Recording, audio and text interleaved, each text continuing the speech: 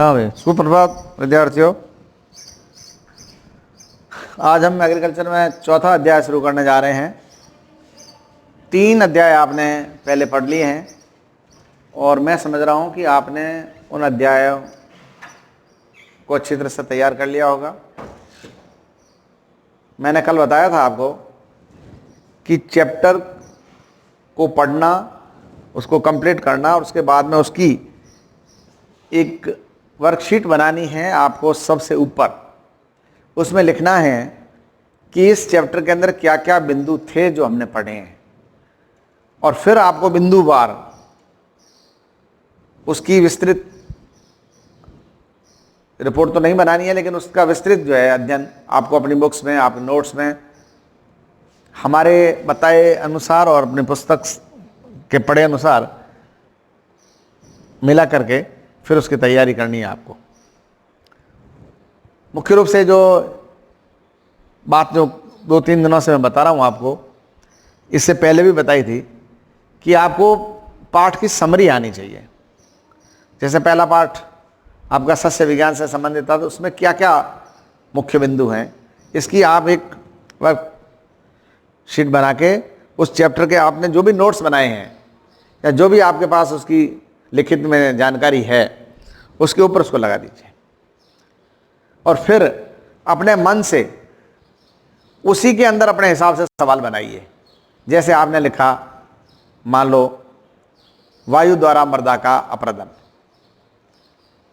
आपने ऊपर एक हेडिंग बनाई है, उसके ऊपर लिखा है। अब वायु द्वारा मृदा का अप्रदन क्या है, ये अपने आप बना दीजिए आप। फिर वायु द्वारा अप्रदन के प्रकार क्या हैं, फिर उनकी परिभाषाएं उस प्रकारों की वो आपको याद करनी है, लेकिन आपको ऊपर ये लिख कर रखना, वायु द्वारा मृदा अप्रदन के प्रकार। फिर आपको लिखना है उसके ऊपर और नोट्स बनाना, उसमें लिखना है वायु द्वारा अप्रदन को रोकने के उपाय। इस तरह से आपको क्वेश्चन जो है, जो ऊपर आप बना रहे हो, वर्कशीट बना रहे हो, उसके अंदर इस प्रकार से जो आपका बिंदु है उसका गहराई से उसकी सारी भूमिका उसके ऊपर आप लिख दीजिए, तो आपको याद करने में आसानी रहेगी, है ना। तो हम लोगों ने क्या किया है, हमने मृदा के प्रबंधन को देखा है, हमने बीज के प्रबंधन को देखा है, हमने जल के प्रबंधन को देखा है। 3 चीजें। और उससे पहले जो सस्य विज्ञान जो है वो अपने आप में एक विज्ञान है, उसके बारे में भी देखा है आपने। सस्य विज्ञान अपने आप में कृषि विज्ञान की एक महत्वपूर्ण शाखा है या महत्वपूर्ण भाग है, उसके बारे में जानकारी आपने ली है, उसके क्या उपयोग हैं, क्या एप्लीकेशंस हैं, वो आपने देखा है। उसके बाद में मृदा के बारे में जानकारी ली है, जिसमें उत्पादकता है, उर्वरकता है, मृदा के अप्रदन की जानकारियां हैं, वो है। फिर आपने बीज के बारे में देखा है, बीज के गुण हैं वगैरह सभी है। और फिर जल के बारे में आपसे बात करी है। इसके साथ आपने खाद प्रबंधन भी देखा है। खाद प्रबंधन में आपने वो जो बिंदु थे जैव ऊर्जा के, उसके बारे में, सॉरी जैव ऊर्जा नहीं, जैविक खेती, जैविक खेती के बारे में जानकारी दी थी आपको। ये क्वेश्चन, ये पाठ जो है बहुत ही महत्वपूर्ण है, क्योंकि आजकल हम रासायनिक खाद का प्रयोग कम करते हैं, जैविक खाद का प्रयोग ज्यादा करते हैं। तो इसलिए हमारे को जैविक खेती क्या है, इसकी पूरी भूमिका हमारे ध्यान में होनी चाहिए। उसको करने के क्या फायदे हैं और किस प्रकार से किया जाएगा, और इसमें कौन कौन सी खाद का आपको काम मिल जाएगी। तो इसमें मैंने आपको कुछ खाद के बारे में भी जानकारियां दी थी, खाद को बनाने के, उर्वरक और खाद और उर्वरक इसमें है।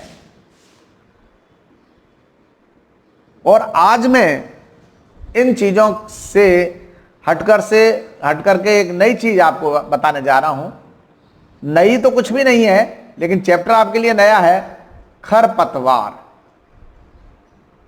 वीड्स।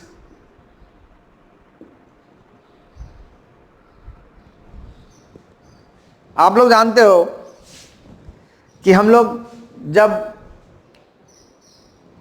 खेतों में फसल वगैरह उगाते हैं और उस फसल को उगाने के बाद में जिस फसल को हमने उगाया है उस फसल के साथ कुछ दूसरी फसल भी साथ में, दूसरे पौधे भी साथ में पनप जाते हैं, और वो पौधे हमारे किसी काम के नहीं होते हैं, उसको हमने अपनी मर्जी से नहीं उगाया है, वो अपने आप उग गए हैं, हमारे लिए अवांछित हैं, हमारे काम के नहीं हैं, तो पड़े रह देना चाहिए? नहीं, उसको पड़े रहने देना नहीं है। क्यों? क्योंकि वो जो पौधा उगा है अशुद्ध बीजों से उगा है, कैसे भी उगा है, अवांछित रूप से उगा है, वो पौधा उगने के बाद में आपकी मुख्य फसल के साथ प्रतिस्पर्धा करेगा, उससे प्रतिद्वंदिता रहेगी उसकी। किसके लिए? जो जल है उसके लिए, जो जमीन है उसके लिए, जो आप खाद दी है उसके लिए, और पोषक तत्वों के लिए। तो मुख्य फसल को ये खरपतवार नुकसान पहुंचाएंगे, खरपतवार उसको नुकसान पहुंचाएंगे। तो सबसे पहले आप समझिए कि व्हाट आर वीड्स, ये खरपतवार है क्या? अवांछित, अनायास उगने वाले मुख्य फसल के साथ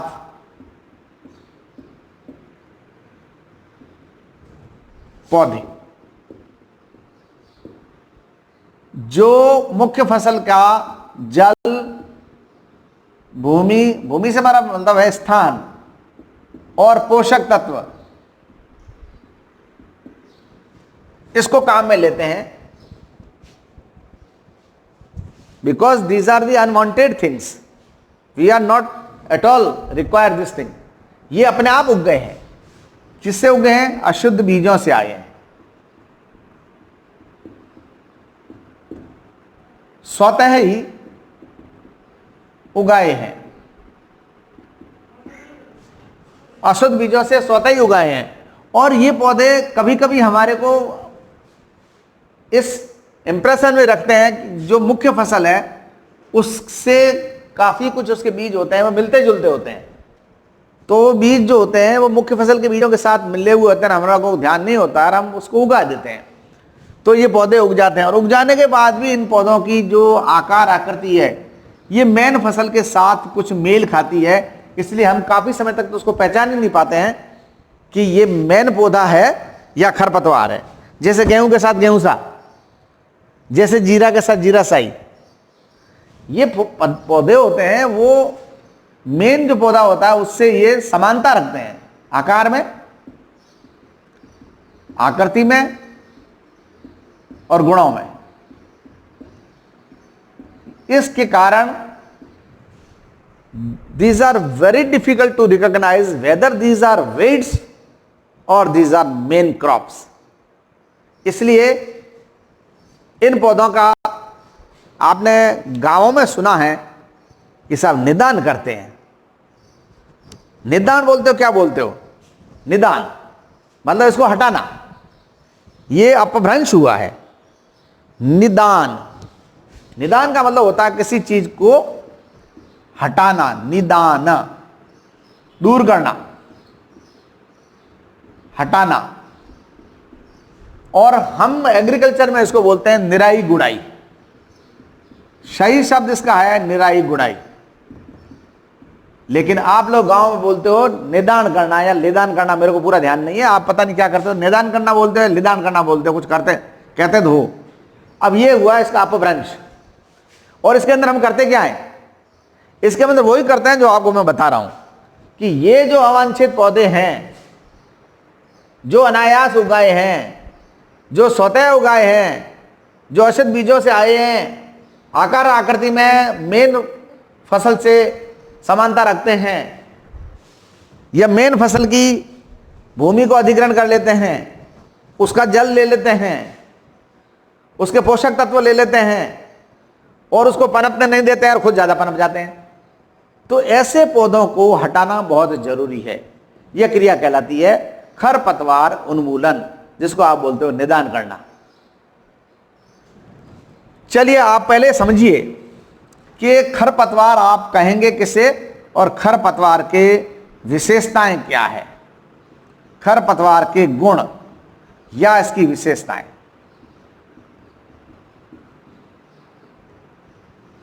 खरपतवार के गुण या विशेषताएं। आप जिस फसल को उगाना चाह रहे हैं वो उग नहीं रही है और ये फसल उग रही है, तो ऐसी क्या बात है कि हमारी मेन फसल है वो उगने में देरी कर रही है या पनपने में उसको प्रॉब्लम हो रही है और इसको पनपने में कोई प्रॉब्लम नहीं है, ये तो पता नहीं क्यों ही फैली जा रही है। तो पहला लक्षण इसका ये है कि इसका तेजी से विस्तार होता है। हमारी मेन फसल है उसकी तुलना में इसका विस्तार तीव्रता से होता है, रैपिड इसकी जो ग्रोथ है वो है। तीव्रता से क्यों होता है? क्योंकि इसके बीज हैं, इसका उत्पादन बहुत ज्यादा होता है, बीजों का उत्पादन बहुत ज्यादा होता है, इसमें बीज बहुत ज्यादा बनते हैं।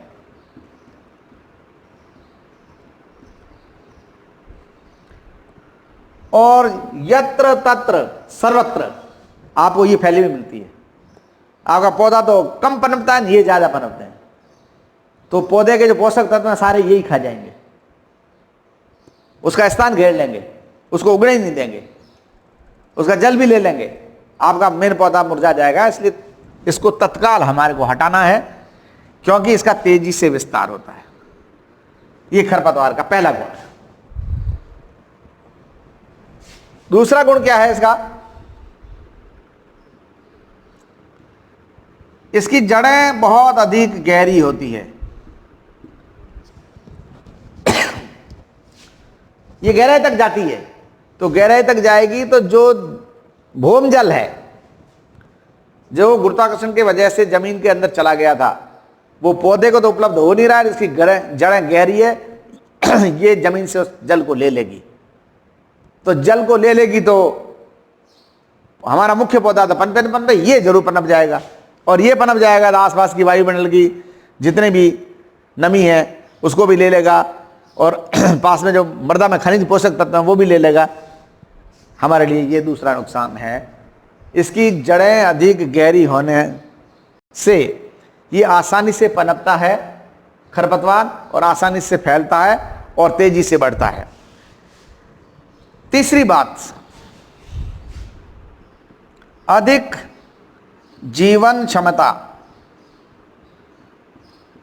वाइटलिटी इसकी बहुत ज्यादा है। वाइटलिटी बहुत ज्यादा है। हमारा मुख्य पौधा है उसकी वाइटलिटी कम है, इसकी वाइटलिटी ज्यादा है, अधिक जीवन क्षमता है इसकी, बहुत लंबे समय तक बना रहता है। और यदि थोड़े समय तक इसको कुछ नहीं भी मिलेगा तो भी इसमें ये अनुकूलन है, अडेप्टेबिलिटी है कि ये पनपता रहेगा, और जब इसको प्रतिकूल परिस्थिति से अनुकूल परिस्थिति आएगी तब वो अपना जो कुछ भी लेना वो ले लेगा। तो ये प्रतिकूल परिस्थितियों में भी लंबे समय तक चलने वाली है, इसलिए इसको हम हानिकारक बोलते हैं। चौथा लक्षण, जैसा कि मैंने अभी यहां लिखा है कि ये मुख्य फसल के बीजों से या पौधों से समानता दर्शाते हैं। आप कंफ्यूज्ड है, क्या करें? जब तक किसान पूरी तरह से ये आश्वस्त नहीं हो जाएगा कि ये खरपतवार ही है तब तक उसको हटाएगा नहीं। जब तक उसको लगेगा कि नहीं यार ये तो हमारी वही फसल है जिसको हमने उगाया है, तो उसको पनपने देगा, और थोड़े समय के बाद में वो देखेगा कि जिसको मैं कह रहा था कि ये हमारी मुख्य फसल है वो तो मुख्य फसल नहीं है, ये तो बहुत गड़बड़ कर दी इसने, ये तो खरपतवार थी। तब जाके उसका निदान करेगा या उसकी निराई गुड़ाई करके उसको हटाएगा। तो ये क्योंकि मुख्य फसल के साथ आकार में, आकृति में उसके बीज जो होते हैं उसके, उसमें समानता दर्शाती है, इसलिए इसको आइडेंटिफाई करना मुश्किल होता है। मैंने आपको कहा कि जब हम बीज बोते हैं तो उस बीज के साथ खरपतवार के बीज भी बिल्कुल उसके जैसे मिलते जुलते होते हैं, पता ही नहीं पड़ता। सरसों के साथ राई के बीज मिले हुए होते हैं, पता ही नहीं पड़ता है कि सरसों का बीज है या राई का बीज है ना।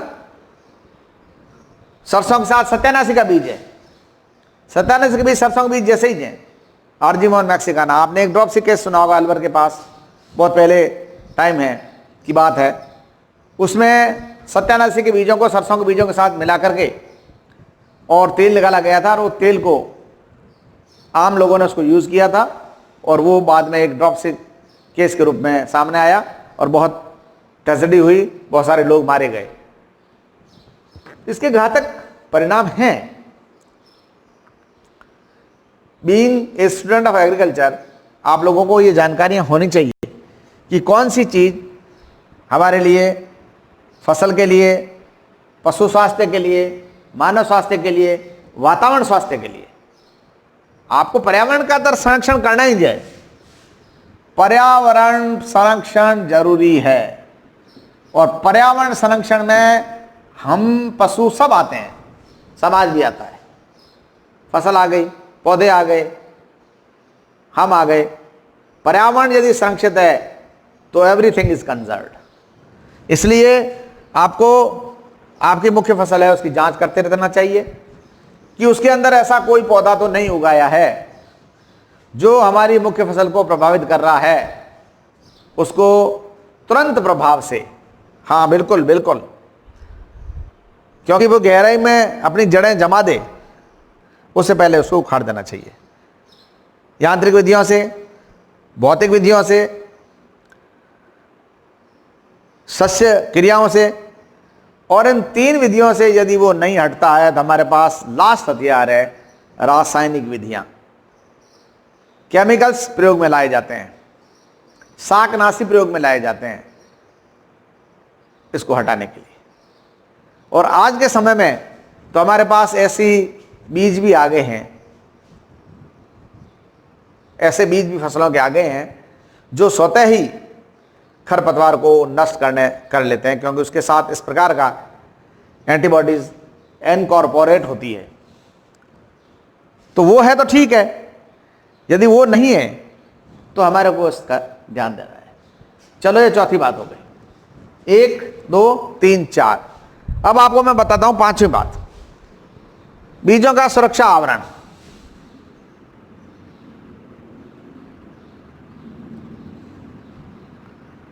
अब इस खरपतवार के जो बीज हैं उसके चारों ओर ऐसा आवरण पाया जाता है कि वो आसानी से रप्चर नहीं होता है, आसानी से हटता नहीं है, आसानी से फटता नहीं है, आसानी से उसको आप दूर नहीं कर सकते। इसलिए वो बीज उग जाएगा, इसलिए वो बीज उग जाएगा, और उग जाएगा तो खरपतवार को बढ़ावा देगा, पनपाएगा। सुरक्षा कवच बीजों के चारों ओर होता है। वानस्पतिक गुणन या प्रजनन, ये इसका अगला लक्षण है। वानस्पतिक गुणन और प्रजनन से आप सब अच्छी तरह से वाकिफ हैं। आप जानते हैं वानस्पतिक गुणन क्या होता है और वानस्पतिक प्रजनन क्या होता है। इसमें तेजी से वानस्पतिक गुणन और प्रजनन पाया जाता है। विधियां होती है गुणन की या प्रजनन की, उससे ये तेजी से मल्टीप्लाई करके अपनी संख्या को बढ़ाता है। इसमें बहुत ज़्यादा वानस्पतिक गुणन होता है, इसमें बहुत ज़्यादा डिवीजन की क्षमता पाई जाती है। अगला बिंदु है सभी प्रकार की मृदाओं में उगना। अब आपकी जो मेन फसल है वो अम्लीय, क्षारीय, लवणीय परिस्थितियां देखती है फिर उगती है। कुछ फसल लवण सह होती है, उग जाएगी, अम्ल सह उगती है, उग जाएगी, क्षारीय सह होती है, उग जाएगी। ये खरपतवार किसी प्रकार की मिट्टी को नहीं देखती है, इसको तो उगना है, चाहे कैसी भी प्रकार की उसमें मृदा हो, सैलाइन, एसिडिक, सॉल्टी, कोई भी मृदा हो, सभी प्रकार की मृदाओं में ये आसानी से अपनी ग्रोथ को बना देती है। इसलिए इसको बहुत ज़्यादा आप पनपते देखते हो, क्योंकि ये मृदा सह नहीं है, इसको कोई मृदा विशेष चाहिए ऐसा नहीं है, पर्टिकुलर मृदा में ही उगेगी ऐसा नहीं है, ये किसी भी मृदा में उग जाती है। इसलिए ये हमारे लिए काफ़ी नुकसानदायक है। उसके बाद में इसके बीजों का वगैरह का प्रकीर्णन बहुत तेज होता है, आसानी से एक जगह से दूसरी जगह पर भी पहुंच जाती है।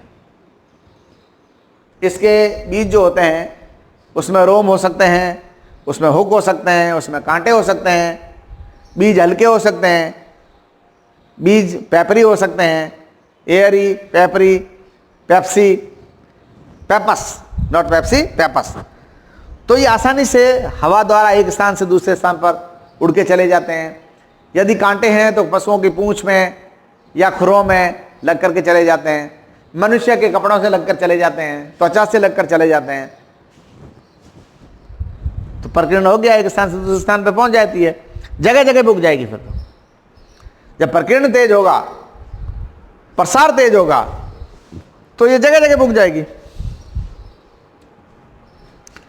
आइए आगे और देखें, मानव स्वास्थ्य पर इसका प्रभाव पड़ता है।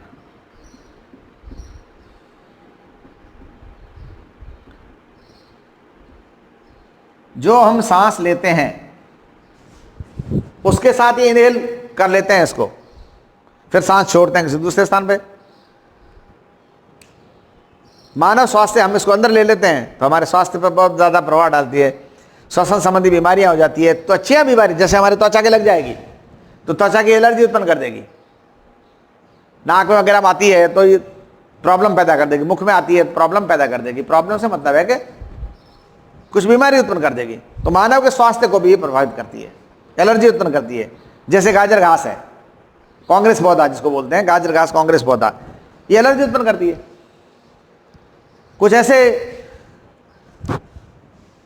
खरपतवार हैं जिसके बीज जो हैं स्वास्थ्य के साथ हमारे शरीर के अंदर पहुंच जाते हैं तो हमारे श्वसन संबंधी रोग उत्पन्न करते हैं, श्वसन में रुकावट पैदा करते हैं, श्वसन का अवरोध पैदा करते हैं, ब्रोंकाइटिस हो जाता है, अस्थमा हो जाता है।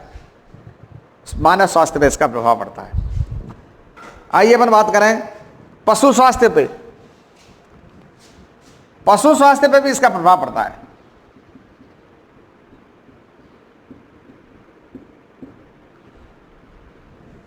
कई ऐसी खरपतवार हैं जिसको पशु खा लेते हैं, जो पशुओं के शरीर में चली जाती है, तो पशुओं को वो विषाक्त जहरीला प्रभाव डालती है। और यदि नहीं तो उनके उसका जो प्रभाव है उसके मिल्क में आता है या उसके प्रोडक्ट में आता है, उसका उपयोग हम करते हैं तो हमारे लिए भी हानिकारक है। इसलिए खरपतवार का उन्मूलन जरूरी है। आप पूछो कि इसको हटाते क्यों नहीं है? हटाना जरूरी क्यों है? हटाना जरूरी इसलिए है। आइए अगला बिंदु देखें, रोग प्रतिरोधक क्षमता। अब मान लो आपने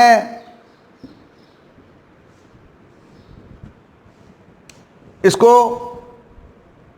समझ लिया कि मानव स्वास्थ्य पर हानिकारक प्रभाव डालती है, पशु स्वास्थ्य पर हानिकारक प्रभाव डालती है या पर्यावरण पर प्रभाव डालती है, और हमने किसी तरह से इसको काम में ले लिया है, स्वास्थ्य के द्वारा या भोजन सामग्री के द्वारा हमारे शरीर में चली गई, तो इसको हमारे शरीर से इसका भी निष्कासन होना चाहिए, इसके प्रभाव को कम करना है। उसके लिए हम कुछ ऐसे रोग प्रतिरोधक एंटीबायोटिक्स वगैरह लेते हैं, लेकिन उसका प्रभाव भी इस पर नहीं होता है। क्योंकि इसकी रोग प्रतिरोधक क्षमता ज़्यादा होती है, ये उससे भी मुक्त है। आपने लिया उसका प्रभाव नहीं दिखाई देगा, क्योंकि ये जो है इसमें इम्यूनिटी बहुत ज़्यादा होती है। इसके अंदर जो चीज़ आई उस पर आपने जो एंटीबायोटिक्स काम में लिया उसका इसके ऊपर कोई असर नहीं होगा, और असर नहीं होगा तो इसका प्रभाव बॉडी में तब तक बना रहेगा जब तक इसका निष्कर्षण नहीं होगा। इसलिए हम आज के समय में इस प्रकार की इम्यूनिटी को ख़त्म करने की दवाई है उसकी और प्रयासरत रहते हैं और उसको काम में लेते हैं। नेक्स्ट बिंदु, फसल प्रतिद्वंदिता। फसल प्रतिद्वंदिता, वैसे ये बात मैं पहले कह चुका हूं लेकिन फिर भी मैं आपको सुना देता हूं। फसल प्रतिद्वंदिता, फसल प्रतिद्वंदिता का क्या मतलब होता है बेटा? फसल प्रतिद्वंदिता का मतलब होता है कि जो फसल उगाई जा रही है उस फसल के लिए जो चीजें उपयोगी है, क्या है? जैसे मृदा, जैसे पोषक तत्व, जैसे जल, जैसे वायु, उसको खरपतवार भी लेती है।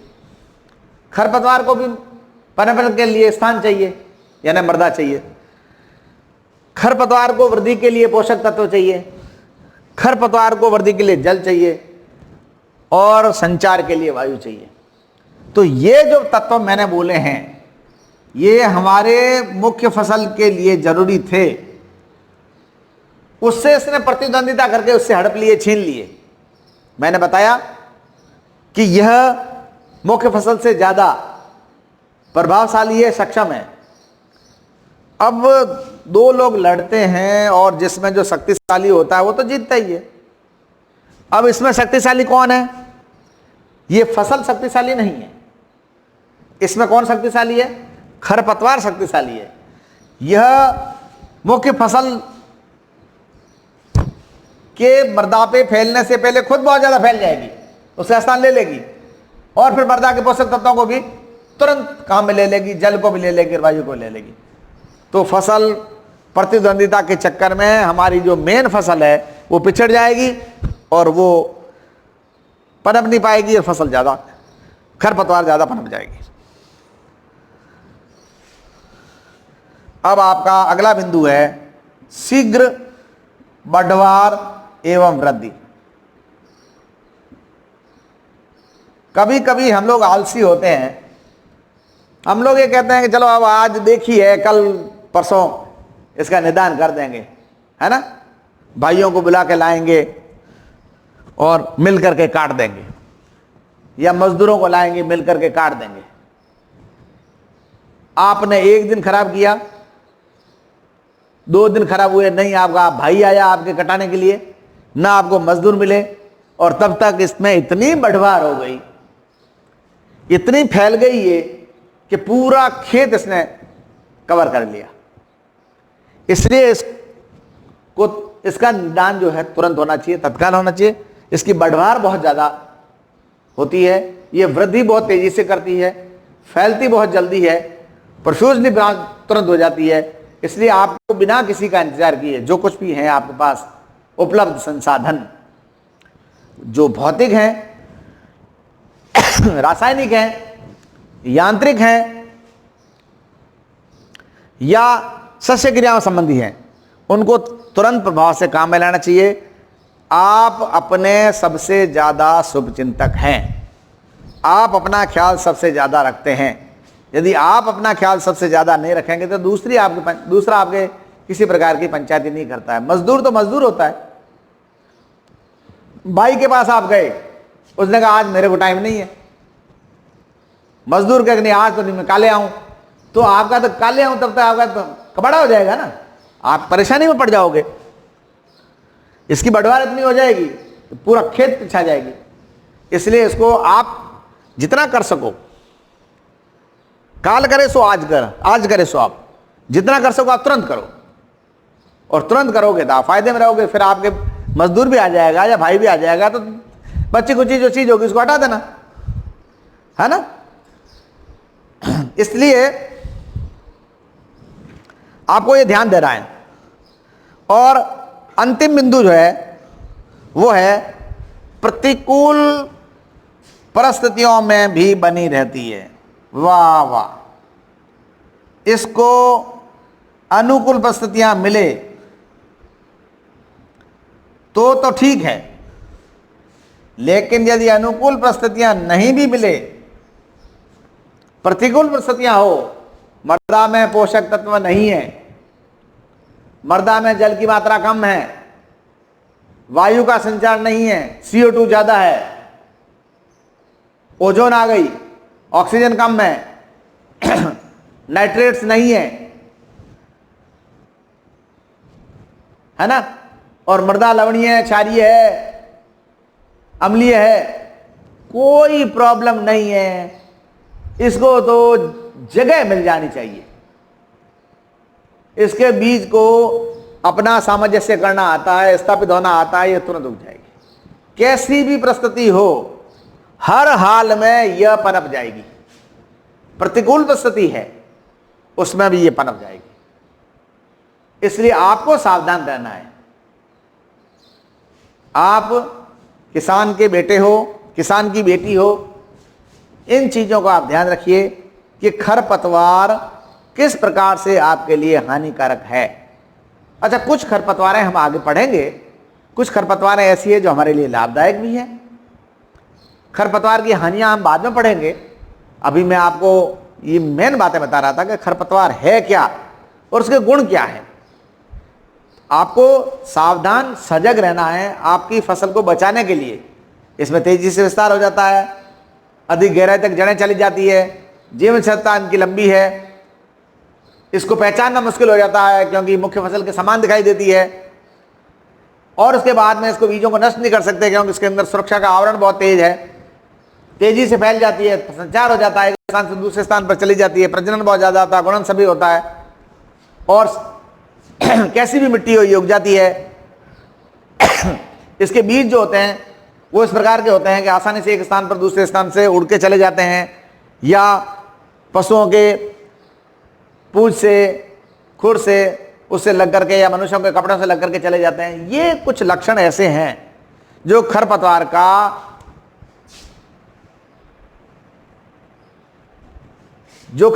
का बढ़ावा करने में सहायक है। मैं समझ रहा हूं सस्य विज्ञान के अंदर खरपतवार इस पाठ के 3 नंबर है। 2 सवाल आएंगे, 2+1। ये बातें हम पहले कर चुके हैं, आप अपने उसको देख लीजिए, और उस अनुसार ये भी देख लीजिए कि छोटा प्रश्न आएगा कि बड़ा प्रश्न आएगा, उस हिसाब से इसकी तैयारी कीजिए। बड़ा प्रश्न क्या बनेगा, छोटा प्रश्न क्या बनेगा, खरपतवार क्या है ना, खरपतवार का विस्तार कैसे होता है, खरपतवार का गुणन कैसे होता है। अब नेक्स्ट बिंदु है इसका जिसके बारे में हम बात करेंगे, वो है खरपतवारों का वर्गीकरण, है ना। अब सारी खरपतवारें एक जैसी नहीं है ना। खरपतवार हैं, लेकिन उस खरपतवार को भी हम आइडेंटिफाई करके देखेंगे किस ग्रुप की है, किस श्रेणी की है, उसका हम वर्गीकरण करें। उसकी पत्तियों के आधार पे, पत्तियों की बनावट के आधार पे, उगने के तरीके के आधार पे, जीवन क्षमता के आधार पे, 1 वर्षीय है, बहुवर्षीय है, या फिर बीज पत्र के आधार पे, 1 बीजपत्री है, 2 बीजपत्री है, या कुछ और इसकी अवस्थाएं, निरपेक्ष अवस्था, सापेक्ष अवस्था, अनुकरी है, या फिर जलवायु के आधार पे मरोद्भिद, जलोद्भिद, और जलोद्भिद में भी अलग अलग, जल निमग्न या पलावी, मरोद्भिद में अलग अलग। तो ये सब तरीके हैं जिसके आधार पे हम खरपतवार का वर्गीकरण करते हैं। इसके ऊपर यदि कोई सवाल भी आएगा तो बड़ा सवाल आता है 2 नंबर का, और इसके अंदर छोटे सवाल भी बनते हैं। क्या बनते हैं? आपेक्षिक, परजीवी, अनुकरी खरपतवार क्या है। इसके अलावा प्रजनन की विधियां, जैसे मैंने अभी बताया ना, इसका विस्तार होता है। प्रजनन की विधियों के आधार पर भी हम इसका वर्गीकरण करते हैं। ये बिंदु जो है इसको विस्तार से अपन बाद में पढ़ेंगे। मैं आज आपको सामान्य जानकारी दी है कि खरपतवार क्या है और खरपतवार को हम कैसे पहचानेंगे। खरपतवार को पहचानना, और ये अपने आप में एक बहुत बड़ा बिंदु है कि जब तक हम इसको पहचानेंगे नहीं, तो रिकॉग्नाइज नहीं करेंगे, कहीं भूल में से हम अपनी जो मुख्य फसल है उसको उखाड़ के फेंक दें, आप लगेगा अरे ये तो खरपतवार है, और वो खरपतवार थी नहीं, आपकी मुख्य फसल थी और आपने उसको उखाड़ के फेंक दिया। तो इसलिए खरपतवार की विशेषताएं और गुणों के ऊपर चर्चा करनी बहुत जरूरी थी। और जब हम आपको फसलें पढ़ाएंगे, है ना, 6ठा चैप्टर है फसल प्रबंधन का, ये 4था चैप्टर है, ये चैप्टर नंबर 4 है। चैप्टर नंबर 5 है जो शुष्क खेती से संबंधित है, वेरी वेरी इंपॉर्टेंट है। और 6ठा चैप्टर है जिसमें बड़ा क्वेश्चन आता है, उसके अंदर हम लोगों को 30 फसलें देखनी है, उसमें ये निराई गुड़ाई आएगी। खरपतवार का निदान, खरपतवार का उन्मूलन या निराई गुड़ाई, उसमें हम उसको दूर करने के तरीके देखेंगे। उसमें हम आपको ये नहीं बताएंगे कि खरपतवार क्या है या खरपतवार कैसे गुणन होता है, उसमें कैसे स्वास्थ्य पर प्रभाव डालती है, वो उसमें हम नहीं बताएंगे। उसमें तो हम सिर्फ यही बताएंगे कि निराई गुड़ाई करने किस तरह से कर सकते हैं खरपतवार की, किस फसल में कैसी निराई गुड़ाई करेंगे, या कौन सा रसायन हम काम में लेंगे, है ना, वो हम उसमें काम में लेंगे। इसलिए इस पाठ को पहले से पढ़ना बहुत जरूरी है। एक एक पाठ हम पढ़ते जा रहे हैं। जैसे मृदा के बारे में हमने पढ़ लिया, तो हम जब फसल को उगाएंगे तो मृदा के बारे में, मृदा की पीएच के बारे में, मृदा के अंदर जो है कैसी मृदा है, दोमट मृदा है वगैरह, उसके बारे में, मृदा का प्रकार, फिर वर्षा, औसत वर्षा, फिर उसका तापमान, ये सब क्योंकि फसल के लिए महत्वपूर्ण है, इसलिए हम इसको मृदा को पढ़ते हैं। बीज के अंदर कितना प्रति हेक्टर बीज लिया जाता है, फिर बीज कैसा लेना है, फिर बीज का किस प्रकार से उपचार करना है, और फिर उसको किस प्रकार से उगाया जाता है, फिर उसको कितना गहराई में बोया जाता है, फिर उसके बोने का समय क्या है, ये सारी बातें हम पढ़ेंगे बीज प्रबंधन में। इसलिए ये एक एक पाठ आपको बताया जा रहा है। ये एक एक पाठ क्यों शुरू में पढ़ाया जा रहा है? फिर सिंचाई का आपको क्रांतिक अवस्थाएं देखनी है। फसल उग रही है तो उसकी क्रांतिक अवस्थाओं के आधार पर किस वक्त आपको सिंचाई करनी है और कितनी सिंचाई करनी है, सर्दियों में कितनी करनी है, गर्मियों में कितनी करनी है, और किस विधि से करनी है। आपको मान लो पाला पड़ गया तो हल्की सिंचाई करते हैं। ये सारी चीजें आपको ध्यान में रखनी है। केवल उगा के बैठ जाने से आपका घर भर नहीं जाएगा। आपको उगाना है, उसके ऊपर सावधानी से देखना है। अच्छी फसल बना के अच्छा उत्पादन प्राप्त करने के लिए आपको दिन रात मेहनत करनी पड़ती है। ये पढ़ाया इसलिए जाता है, ये वैज्ञानिक तरीके आपको बताए जाते हैं, तकनीकी आपको पक्ष बताए जाते हैं। उसके ऊपर आप ध्यान देंगे तो एक अच्छे कृषक, अच्छे किसान बन करके बहुत ज्यादा उत्पादक को प्राप्त करेंगे। उसके बाद में खाद का है। मान लो पोषक तत्व है नहीं मृदा में, NPK, नाइट्रोजन, फास्फोरस और पोटास, तो उसके प्रति हेक्टर कितनी मात्रा दी जानी चाहिए, ये हम खाद प्रबंधन में पढ़ते हैं। इसके अलावा यदि दीमक लगी है या कोई दूसरी बीमारी हो गई है तो उसके अंदर किस प्रकार का और रसायन पदार्थ लिया जाता है, या कुछ जिंक लिया जाता है, या कैल्शियम दिया जाता है, जिप्सम दिया जाता है। तो ये सारा खाद प्रबंधन में आएगा। इसके अलावा आप जैविक उर्वरक काम में लेते हैं तो वो भी इसमें आते हैं। और यदि आप गोबर खाद देते हैं या कंपोस्ट खाद देते हैं या आप जैव उर्वरक देते हैं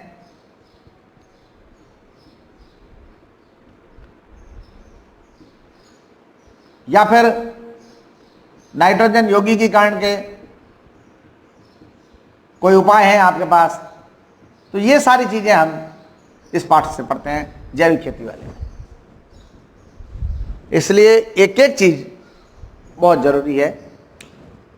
ये इस पाठ का जो है निराई गुड़ाई से संबंधित है।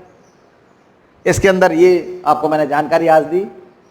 इस जानकारी को लेने के बाद में हम लोग किस प्रकार से शुष्क खेती करेंगे उस चैप्टर को देखेंगे। अभी ये चैप्टर शुरू हुआ है आज, तो उसके बाद हम फसलों पे जाएंगे, है ना। तो आपका जो पहला पार्ट है एग्रीकल्चर का, जिसको हम बोलते हैं एग्रोनॉमी, इस एग्रोनॉमी के चौथे चैप्टर पे हम आ गए हैं और मैं आज यहीं विराम देता हूं और आपको बताता हूं रोजाना मैं आपको ये चीज बताता रहता हूं कि आपको क्या करना है। केवल सुनने से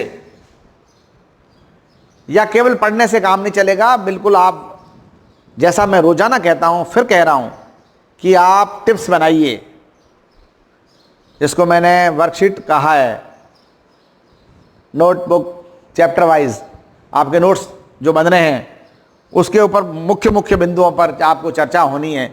वो बिंदु याद होने जरूरी हैं, क्योंकि जब परीक्षा में सवाल आता है तब कभी कभी हम ये कंफ्यूज हो जाते हैं। मैंने देखा है कई बच्चे ऐसा पूछते हैं कि सर ये कौन से पार्ट से आया है। लो, जो कौन से पार्ट से आया है यही आपको पता नहीं है तो आप आंसर क्या दोगे। यदि आपको प्रिलिमिनरी ये जानकारी हो कि यह बिंदु उस पार्ट से आया है, तब आप उसका आंसर यदि अंदाजे से भी देंगे तो कुछ हद तक वो ठीक हो जाएगा। इसलिए बहुत जरूरी है कि आप इस चीज को समझें कि ये जो बताया गया है ये किस चैप्टर से संबंधित है। और रोजाना मैं आपको इसलिए एक एक बात कहता हूं कि पाठ वाइज आपकी समरी होनी चाहिए आपके पास, और समरी में केवल बिंदु होने चाहिए। वो बिंदु आप उसके, जैसे पूरा पाठ है उसके नोट्स हैं, उसके ऊपर एक पन्ना लगाइए, उस पर केवल बिंदु हो वो।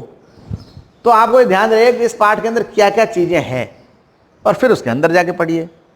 और ये अपने आप में पर्याप्त है। यदि आप इतना करते हैं तो मुझे लगता है कि आपको कुछ भी परेशानी नहीं आएगी, और ये आपके लिए बहुत महत्वपूर्ण है। तो दैट्स ऑल अबाउट टुडे।